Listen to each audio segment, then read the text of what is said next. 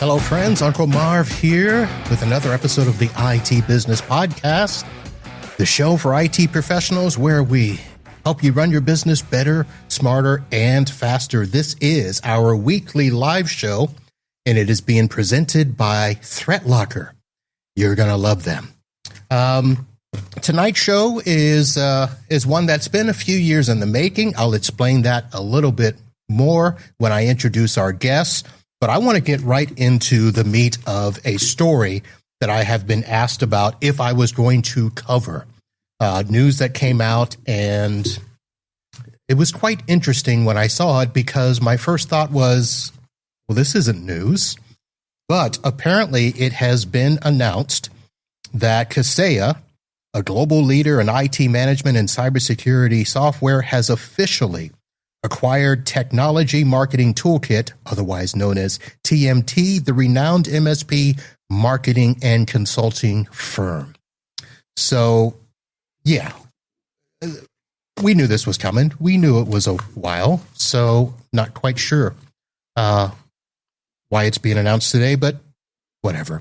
So the question is, what does this mean? Well, with the acquisition, Kaseya is integrating TMT's proven marketing campaigns, business coaching, and peer groups into its ecosystem, giving MSPs access to a broader suite of sales and marketing tools.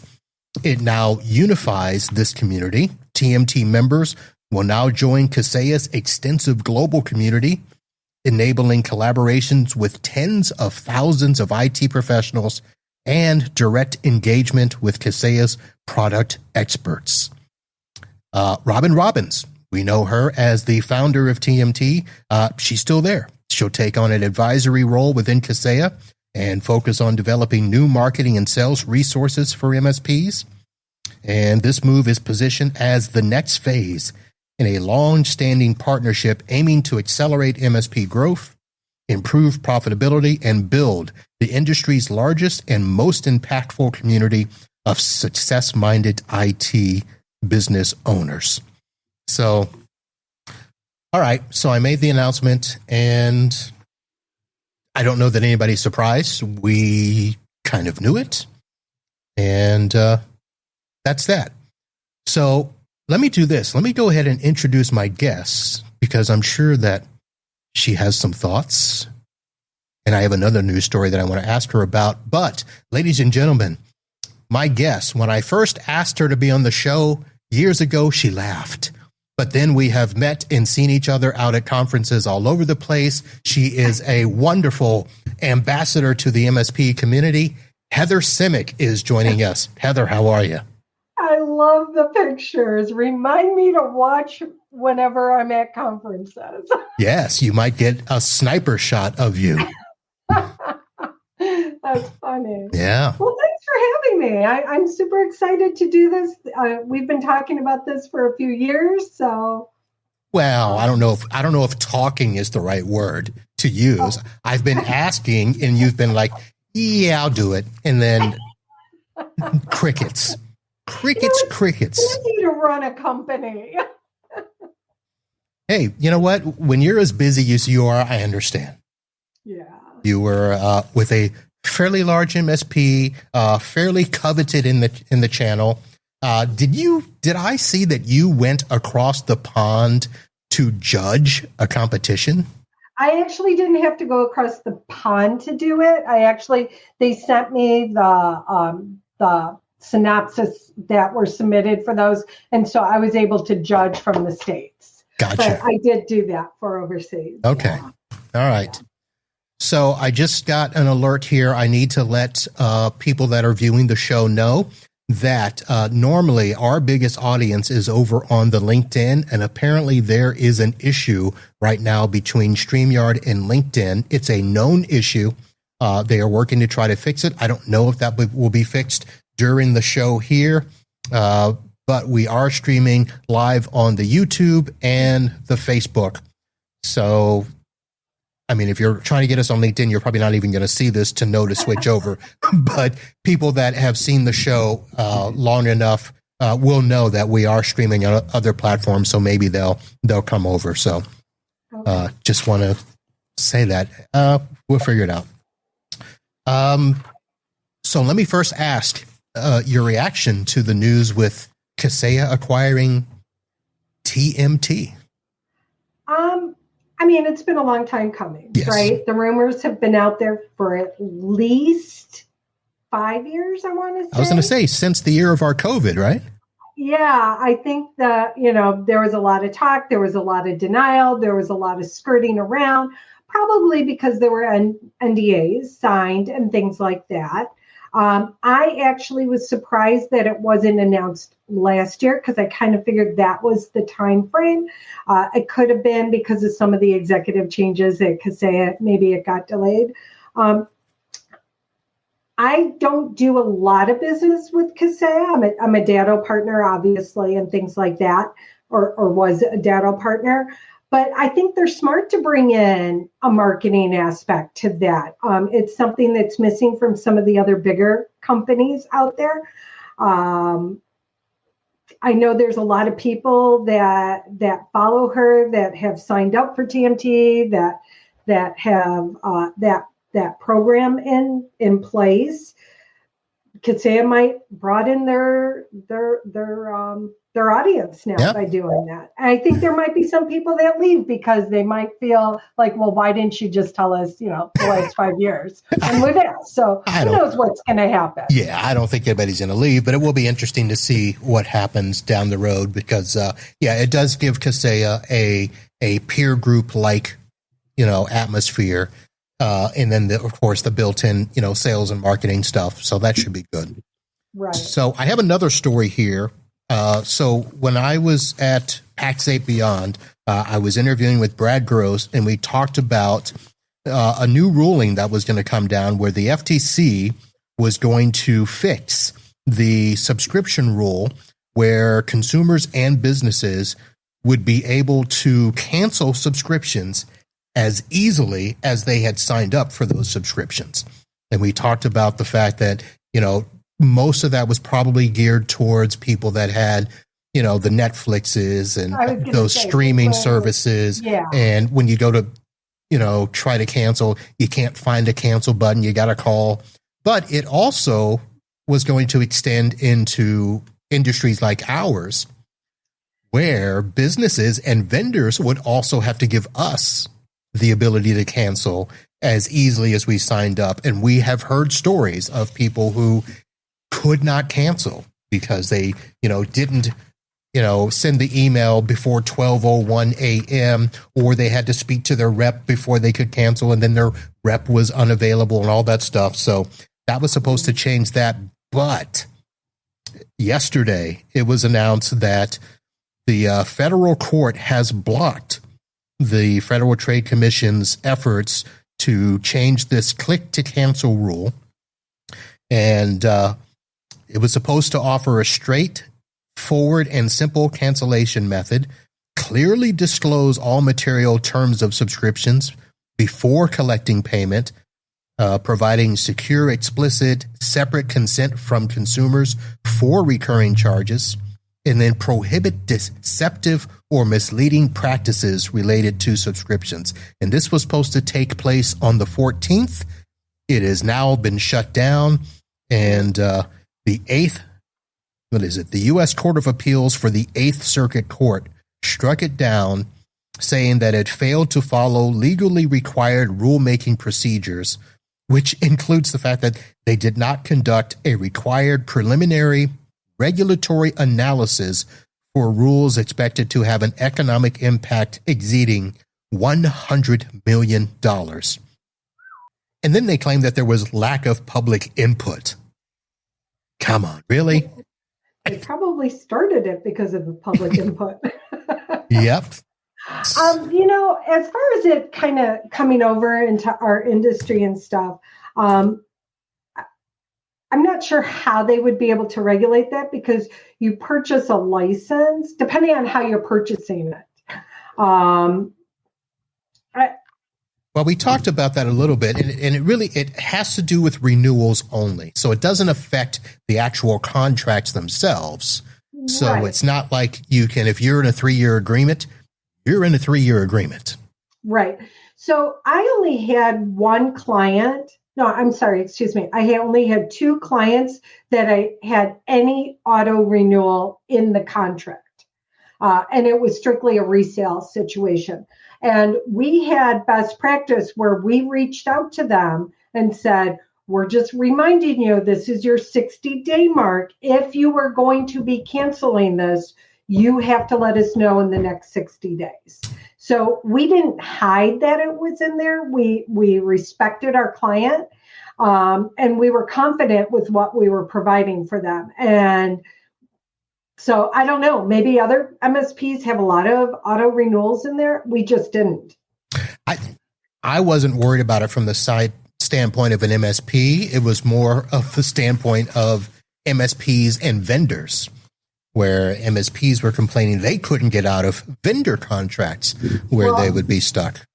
And, circling back, I've heard that like from Kaseya. Yeah. I have not had that issue, but I only bought data. Right. So they didn't change any of that for me. Maybe really? If I was using their platform and things like that. Well, you're special. I'm sure they would have. Yeah. Yeah, I just didn't. I was not a big, I'm definitely more of the ConnectWise partner for sure. I got you.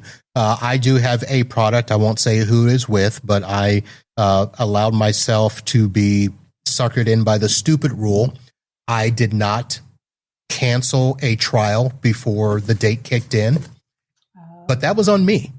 Right. So I wasn't blaming them. I made one request saying, hey, look, I forgot to do this. Can you? And they said, no, you're stuck. Luckily, it's a small amount, so it's not killing me. It's not like it's, a $5,000 a month thing. So I'm just going to use it. I'm not using it because it didn't fit the need that I had for the client. So it was a proof of concept trial. So it was a thing where I actually only got 2 licenses. So they didn't force me to get, whatever the minimum was, but I'm stuck with the 2. I mean, it's like $40. I'm like, whatever. Yeah. That's on me. Yeah. I did that once for a gym membership or something, and I stuck it in my phone and I said, must cancel on this date. Yeah. That's what I usually do. I forget. Yeah. So, it's annoying. I totally understand. All right. So let's talk a little bit about you for a minute here. So most of my listeners probably know you, and they know that you have been in our industry for quite some time. I won't say how long. I'm old. But I just had a reunion that's probably about the amount of time that you've been in the industry. You just recently, I don't know how much you're willing to talk about, but you're not working right now. You're on a break, as Rachel and Ross would say. I am. I'm doing a little bit of consulting for some people, just kind of helping them out. It's not going to be permanent or anything. You're right. I was with my MSP for almost 14 years, and there were some personal things that were happening in my life, and mental health reasons, just a whole lot of reasons. It was time for me to leave and kind of take care of some of those things. I'm still probably a little bit grieving. I loved our MSP. I loved our clients, our vendors, our employees, who I still talk to every day, it seems like. Part of me doesn't really feel like I've left because I'm still involved in some aspect. But the other side of me is the realistic side saying, I'm not going back to what it was. And so there's a grieving period, and I'm certainly going through that process right now, trying to figure out what my next steps are. I've spoken to some vendors. I've actually spoken to old clients about if I could fit in there somehow. I've spoken to other MSPs, and I'm not opposed to anything. Of talking about anything, but I needed to take this time to just kind of take that step back. Right. Well, listen, I commend you for that. There are lots of us where, I mean, listen, I've been doing computers for quite some time. I've had this business 28 years. And there are times where I'm like, I probably need a break. Yeah. I think people should take breaks, whether or not they should quit their jobs. I did not make that decision. It took me several months to make that decision. I think I kind of made it in November and then I actually gave notice in April. Gotcha. So it really took a long time. All right. So I want to say, I hope all is well. But I'm also going to say thank you for taking a break because I got you on the show. That was probably the only way that was going to happen. That's right. That's so funny. Probably, yeah. That and your best friend and Taylor Swift helping to. Oh, Taylor Swift, huh? Oh, you talked to CJ? No, I didn't talk to. We talked at IT Nation. I'm not I like Taylor Swift. I am not a Taylor Swift fan like some people in this industry. No, but that was the reason we were like the three of us were chatting and Taylor Swift came up. So I had CJ's ear for 2 minutes and we used that to switch over to you. And she was like, you should do the show. Yeah. And you were like, yeah. I actually spoke with her today. Yeah. About stuff unrelated. All right. But she is the biggest Taylor Swift fan I have ever met in my life. I am not. So let's move on. I think I know 4 songs, maybe 5. I have a nephew that loves Taylor Swift, so we know a lot more than we should. So let me ask you this. So I know that did you officially get your start in IT in 1985, or was that just a little customer service role that you kind of? So I originally started in network. Okay. I was on the network support desk. So I worked for a company called Allstate Enterprises, which was a sub of the big Sears industry, Sears and Allstate. They were owned together, and they kind of had Sears Consumer Finance, which is who I worked for, and they were part of Sears Mortgage Corp back then in the 80s. So it was kind of like a startup company, around 200 people. I actually met my husband there. Really? We worked in different departments, but he was IT also. And so I started in network and did all of that. And then I kind of graduated up to programming, like job control language and things like that is what I did there. And then I was the 25th employee of Discover Card, which was also owned by Sears Consumer Finance. So I was the 25th employee there. And then we moved to California. And so I worked for Fiserv out there, which is a data center. And I started there as the supervisor of their support desk, technical support. And then I went up into an executive account manager role there. All right. So the obvious question I have to ask is that what you went to school for? I mean, did you grow up a geeky nerd? No. So I actually graduated high school at 16. And so you're smart. Started working. So it just came very natural to me. Computers, IT, science was just very natural. Interesting. Yeah. So graduated at 16. So you did not go to college? Is that what you were saying? You just went straight to work, huh? I went straight to work. So you were a Sheldon. Well, I wish, but yeah, no. And then, I'm pretty relational.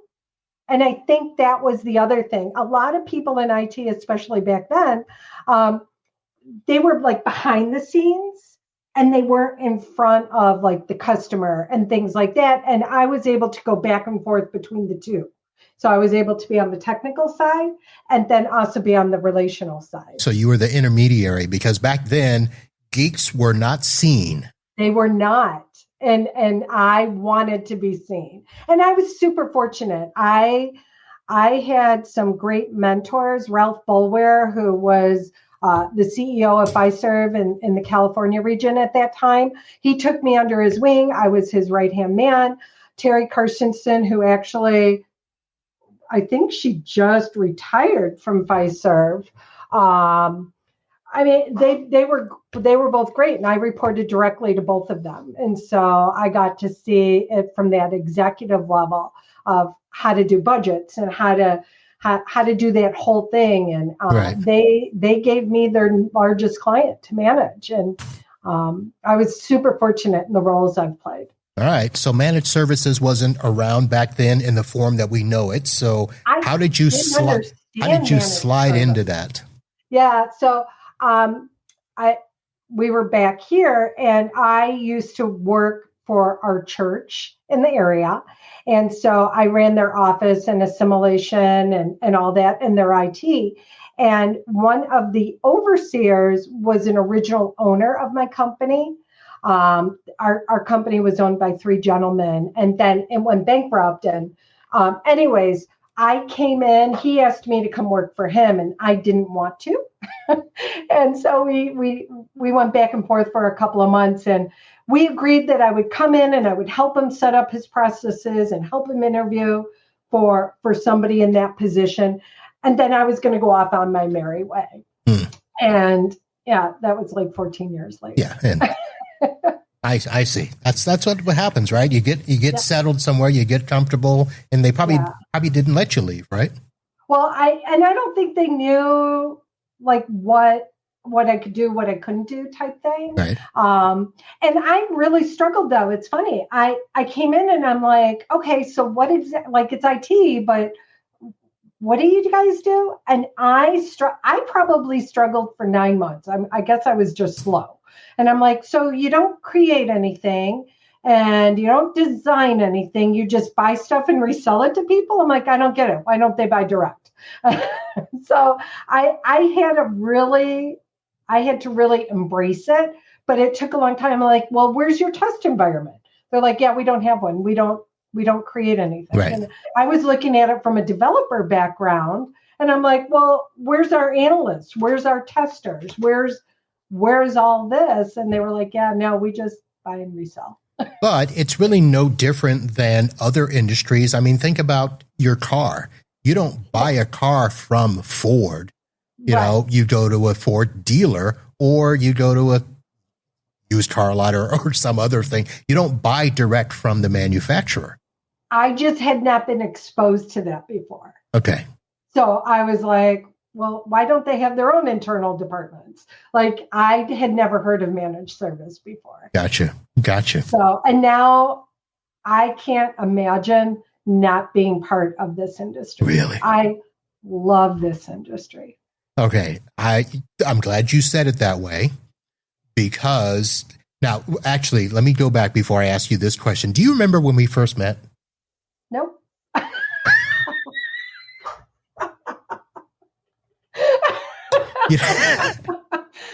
You told me to be honest. That's fine. And here's the kicker. It was at a bar. Did you know that? Not surprised if we were at a conference. Yeah, it was a conference, and I was for some reason, Desi was like walking me around. Oh. And she's like, you should know that person. You should meet that person. And she tapped you on the shoulder and said, you two should know each other. I do remember that. Yeah. Actually. And I'm like, who is she and why should we know each other? But at every conference that I have seen you at, it's not a whole lot. Don't think that we're all at conferences all the time. But I thought you attended a lot of conferences, and I thought you knew a ton of people. A ton of people knew you, liked you, and I'm like, so she's got it going on. But as I got to learn, okay, I'm sure you, yeah. But the fact is, every time I heard you speak about things in this industry, it was with a passion that I I mean, there are people that if they make a lot of money, they have passion. And if they don't make the money, they're upset. I mean, there's those people that, there has to be that carrot at the end of the stick. I didn't get that sense with you. The sense that you just love the industry, you loved your job, you loved your MSP, and I did. Why is that? I still do. And I just gave them another client. I had somebody reach out to me and say, "Hey, I'm looking for an MSP," and I said, "Go to my MSP." They're like, "You're not there," and I'm like, "I still love them. Go to them." So explain to me. I understand. I get the idea that you grew up liking this stuff and it interests you, but why do you love it? So the MSP world, in my opinion, is like no other industry. There's IT everywhere, but the MSP, I think I describe it as a family, and the reason why I say that is, if somebody is in trouble in our industry, even though we are competitors, we will rise to the occasion and help them. And there's not a lot of industries that can drop and that can trust each other like that with their customers. There have been breaches, there was, from these big companies and these are the livelihood. I mean, you've heard several people talk about, the Kaseya event and things like that and how their business goes. And people are willing to help each other and share not only procedures and policies, but give their honest opinion on vendor solutions. And there's not, I'm only worried about myself. You're worried about the community. It's truly a community. And I cannot think of another industry that it's truly based on community. And it doesn't matter if you're the 500,000 MSP or if you're the 20 million MSP. It doesn't matter. What matters are the people. There you go.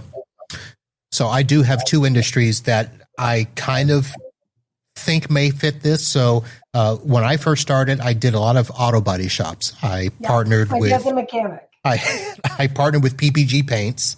Okay. And they got me into a lot of body shops. And they had an organization called iCar that was not run by any of the national brands. It was actually run by local body shop owners, and they would bring in techs from other body shops to teach and stuff like that. Not a real community per se, but at least they did that.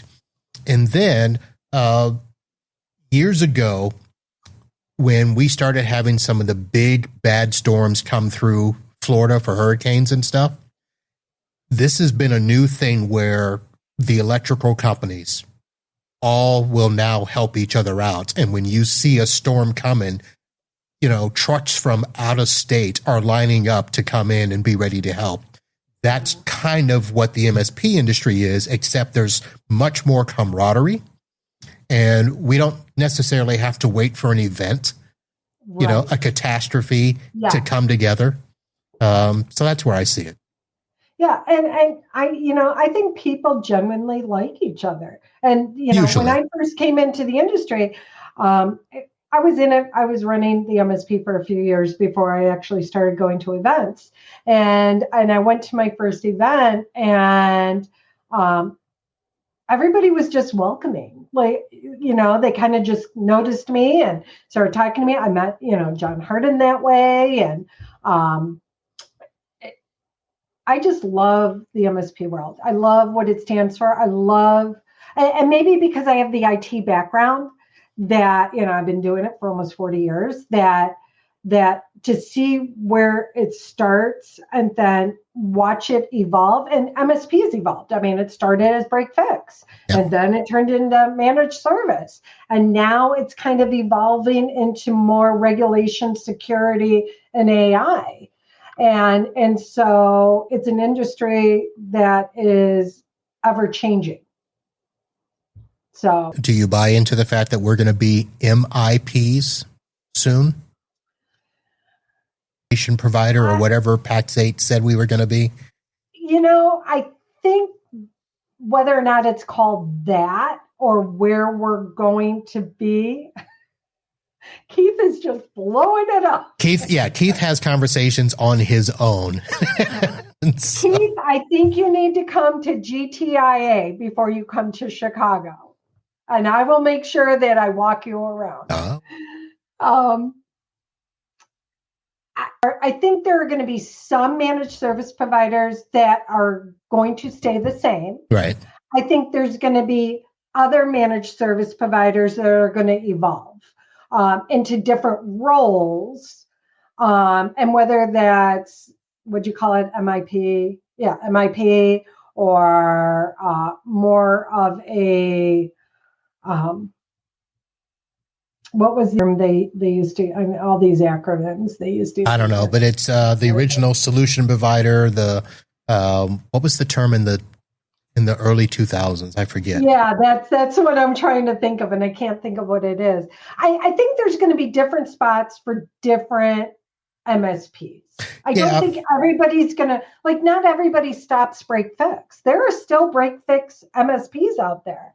They still have a large section of that's where their business is. Well, even if you are trying to call yourself a fully branded MSP, stuff still breaks within your MSP clients. 100%. I mean, it's so I get that. So, I mean, I struggle with, I've got 2 clients that are technically break fix, although I have agents on them. So they are part of my managed stuff, but they don't operate in the managed service way that my other clients do, where I can truly manage everything. So, right. Yeah. We have the same thing. So we had our T&M clients and that trusted advisor. Yes. That was the term I was thinking of. Thank you.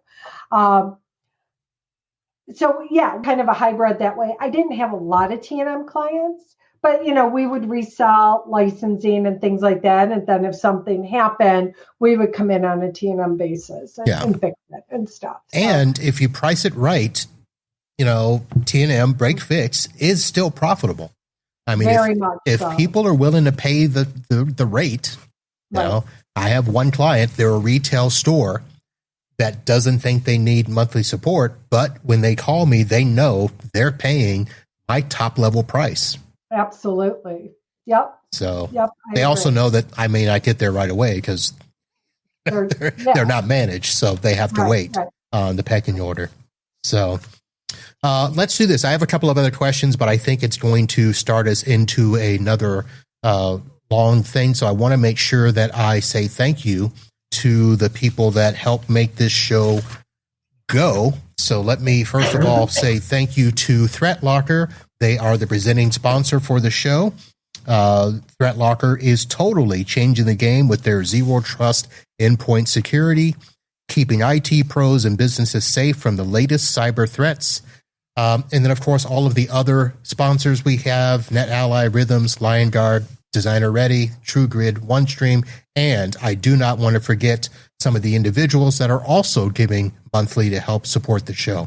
So thank you for all of that. You can see all of these over at itbusinesspodcast.com/sponsor, or you can go directly to our presenting sponsor, ThreatLocker, itbusiness.com/ThreatLocker. So I should probably also say that we are in the middle of the longest running Prime Day that they have ever done. It is 4 days this year, and it started yesterday. And I did not do a little video to promote and say, hey, if you shop on Prime Day, use my link to support the show. So I'm going to take a little bit of time to do that right now. Amazon Prime Day 2025 is bigger and better than ever, running for an unprecedented 4 days from July 8th through the 11th. There are exclusive Prime member deals, tech and business essentials, and also support for small businesses. If you head over to itbusinesspodcast.com, there's a little Amazon button at the top there. You shop, save that link. Keep it as a shortcut, a favorite, whatever you want to call it, so that anytime you do your Amazon shopping, just click that first. You don't have to buy anything at the Uncle Marv store. You just go to that link first and then search for whatever you want. And I thought I had links to, I wanted to show people what some of the... Can you drop it in the chat? Sure, I can do that. Let me, on the fly here, go to my page, grab the link. And it's going to be in the show notes for sure, but let me drop it in the chat. Okay. And Amazon is the link there. See, Heather, we just weren't this. That's okay. Let me sign in here while we do that. Let me ask you another question while I'm doing this. Okay. A lot of people have been very willing to give advice to those that are either just starting out or those that are not so far along on the path. Do you find yourself giving advice to people that are just starting out or people that are smaller MSPs and want to get as big as the one that you were at? If I'm asked. If you're asked. Actually, yeah. At Secure last year, I met a brand new MSP out in Oregon.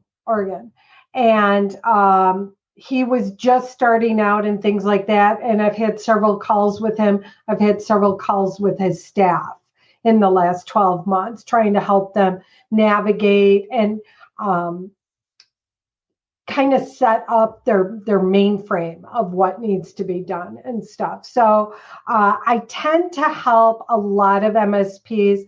I mentioned I've been a ConnectWise partner for a long time, and it seems like towards right after IT Nation, I tend to get a lot of phone calls from MSPs, smaller MSPs, trying to set up agreements and connecting how they do stuff financially and things like that. So I tend to work with a lot of the smaller MSPs on that side. Now, and I think that I think that's one of the things I like about MSPs is that when I had questions coming in, people would kind of help me and direct me where to get my answers. Right. Not necessarily like, oh, sign up with this vendor or this vendor, but more conceptual about, well, this is what this vendor does. And, oh, you're looking for that. Well, these are the 3 vendors that are top of their chain and kind of like that. And so I think it's super important for us to help the people entering this industry that we help mentor them. But you also got to be careful because, if they're coming in and they're starting their business, sometimes you have to be a little just how you give your advice. Yes. There are people I know that try to be hard and steadfast with, well, you've got to do this. And it's like, maybe not. And it doesn't work for everybody. The way that I ran our MSP versus the guy down the street, we're different people. And we have different clients and we have different employees, and what works for me might not work for them. Yep, that is true. So folks, while we were going through that, I just put the link in the chats. And as I mentioned, it will be in the show notes. So if you're riding along in your car and you just need to click it on the phone, it'll be there as well. And, we didn't talk about your position at the MSP. You were vice president, so that means that it was pretty big? About 3.5 million. Okay. So average, I would say, small to medium. All right. Number of people there, 10 to 15 or more? There were 15 with 2 openings that they've now filled. Okay. So we ran between 15 and 17 typically. All right. But we were pretty lean, but we also didn't have our help desk. We didn't get a lot of level 1 tickets. We got more. We had some enterprise clients, some seasoned clients, some technical clients. So we didn't get a lot of like password resets and things like that. It was typically something that would take a little more time to resolve, Right. Either with Microsoft or OneDrive or something like that. Did you have co-managed clients? We do not on the MSP side, on the T&M side. I did. Okay. Yeah. All right. So, and for a small MSP like that, you wear multiple hats. So I was also the executive account manager for all the accounts. So I was pretty involved. All right. We kind of started to talk a little bit when we were talking about the names, the acronyms and stuff, and what MSPs will become. So if you got to ask, or if somebody got to ask you the question about, what changes you see happening in our space over the next, let's say, 3 to 5 years, what do you think's going to happen? Well, obviously AI is going to take a huge step into that. That's the big thing right now, right? Yep. Is AI and how are we going to integrate it? Not necessarily eliminate jobs, but change jobs. And how are we going to structure our companies? And how are we going to help our customers structure their companies? And I think that I would caution people to make sure you really understand what the customer's needs are instead of just jumping on that AI bandwagon. It's definitely going that route. It's already here and it's already being used in so many. I mean, Google kind of uses AI, for the last, 8 years or whatever in its own little way. And it's just continuing to evolve and things like that. So, I think we have to keep an open mind, but I think that we have a responsibility to make sure that we are protected as MSPs and our customers are protected from themselves, and that people just aren't going willy-nilly and downloading a bunch of these AI apps, because they're coming out like every day. There's like a different one that's coming out.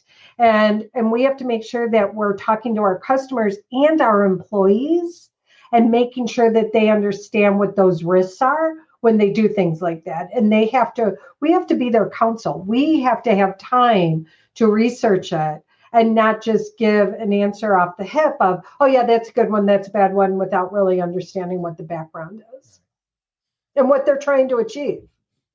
All right. We're going to take a big shift here in the questions. Oh. What is the biggest non-tech, non-business related thing that you like in our space? Non-tech. Yeah. I love the relationships. Okay. Right. I love the network. Love the camaraderie. I love all of that. Both on a personal level and a business level. So they kind of go hand in hand, I feel, in our industry. So we're able to talk tech, and then we're able to talk about our families. We're able to do, a whole bunch of things. All right. Good answer. Yeah, I'm all about relationships. Probably my big thing. Yep. Okay. Did you straighten your hair for this? Or is that your new style? I live in Chicago. It's just flat. It's always curved. I see it. I'm like, you you straightened your hair for this? No, it gets wide in the summer from all the humidity. So I have to put a lot of product in. Like in Nashville, I won't be pretty. Like I will be like a big fur ball in Nashville. Really? It's just terrible. Okay. And then we talked about Taylor Swift earlier. You said you're not really there. What is your favorite singer or band group? So it depends. Oh. It depends on what I'm doing. If I'm really trying to concentrate on something and I need to focus, I am Southern rock all the way. Really? I'm Allman Brothers. I'm Leonard Skinner. For some reason it keeps me focused. If I'm kind of in a mellow mood or whatever, I love a good Steely Dan. I love Steely Dan. So it kind of depends on what I'm doing. I love country. Rob Ray is probably cringing. He Rob does Ray. not like country. Rob Ray knows nothing country. Yeah. I told him he should get Hardy to come to the conference. I saw him in concert last Really? year. I did. Okay. So Chris Stapleton, I'm big on that. So it depends on what I'm doing. My music taste will change. I like some blues. Yeah. Have you ever heard of it? Have you ever? Okay, they're not true blues.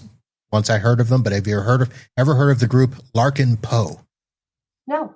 Okay. No, but I'll write it down and look at them. They were introduced to me by Mackenzie Brown, and I started listening to them, and there's a couple of songs in there. I'm like, okay, that'll work. Now, can I ask you, what's your favorite artist? So I purposely don't have a favorite. I grew up. What's the best way to describe this?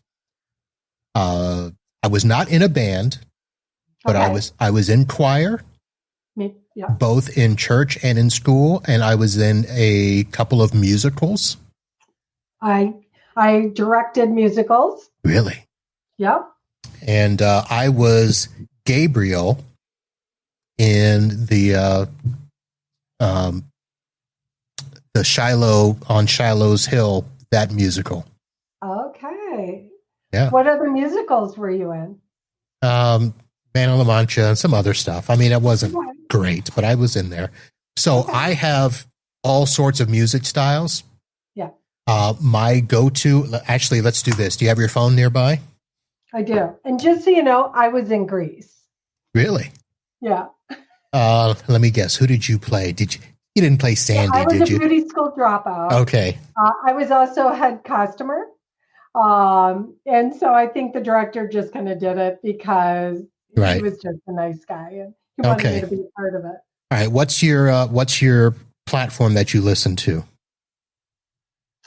on your phone?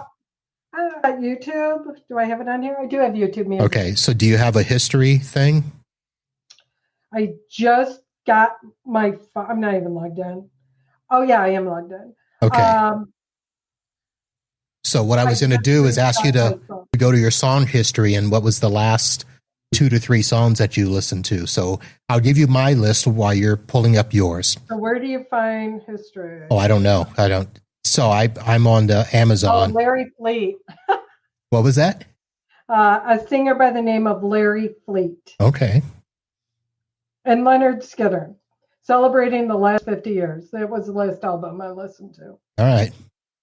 So my last songs were Be My Eyes by Pentatonics, Lost and Found, Darius Rucker. Oh, I saw him in concert. He's so good. And What He Didn't Do by Carly Pearce. Oh, interesting fact. My niece, who I just saw yesterday, she is doing some blog work for her, for Carly Pearce. Really? Oh, look. Des. Hey, Des. What's in the house? We were just saying that you introduced us. She probably doesn't remember either. No, I'm sure she does. Yep. I'm sure she does. So, all right.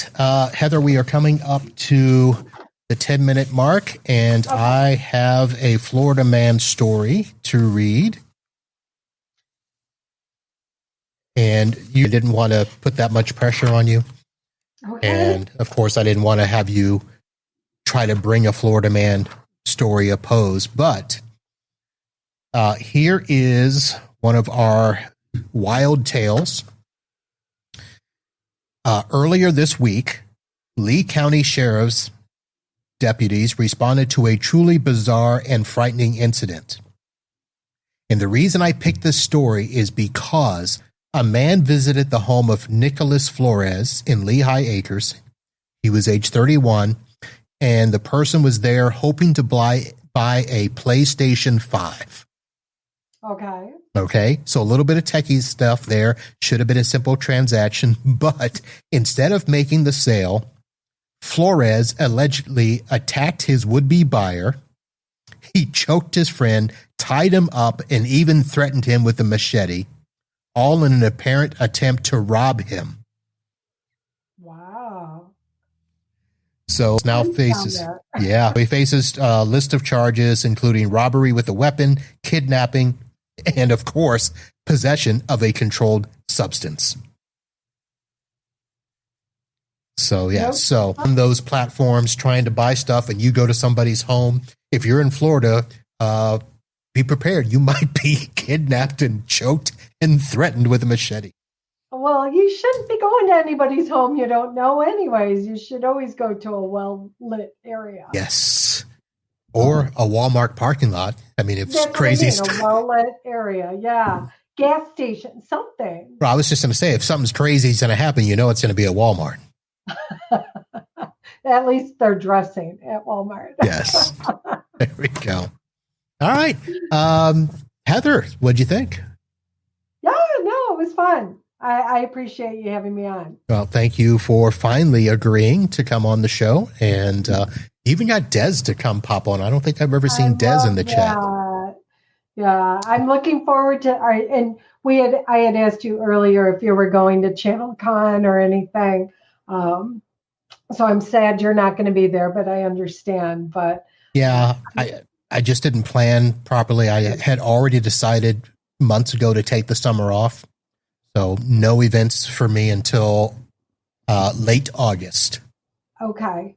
Are you going to Exchange or something? Or no. What's in late August? No, Exchange doesn't want me. Oh. Oh, that's sad. Everybody wants you. Nope. Let's see. I forget. I think I'm going to be, there's something in Orlando. I don't remember what. And then there's the ASCII Cup that's happening. And then IT Nation Connect, DattoCon will close out the year. Wow. So, okay. So you will be busy. Yes, I will be on the road again. So well, I appreciate you having me. Thank you very much. And thank you all for tuning in. And again, apologize to people that were not able to see this on LinkedIn. I don't know what the issue was that happened with the live streaming. I assume that I will just have to upload the video manually, or I will redirect you guys to the YouTube where we always keep all of the videos for this show going. But I want to thank you all for tuning in and hope that you got some good information from my friend Heather Simek. And I know you're on a break, Heather, and I know you've designated time to just, kind of relax and take a few moments and stuff. But is there any slight hint to what you think you might be doing? No? No. Thought I'd ask. Thought I'd try to get a little exclusive here. I'll let you know. All right. I will let you know. Do that. All right, folks, that is going to do it for this live episode of the IT Business Podcast. Of course, you can catch all of the episodes in your favorite podcatcher. If you don't have one, just head over to itbusinesspodcast.com and click the follow button at the top right. It'll bring them all up. We're on a bunch of platforms, so you can have us with you anytime you're on the go. And maybe you should also sign up to be alerted on the socials. So when we do go live, you'll catch us there. And as I mentioned, we are on YouTube, LinkedIn, and the Facebook. Don't know what we're having next week, folks, but I know we've got a couple of guests signed up for the other live shows. So tune in, same time, same channel. That's going to do it. We'll see you soon. And until next time, holla. Bye.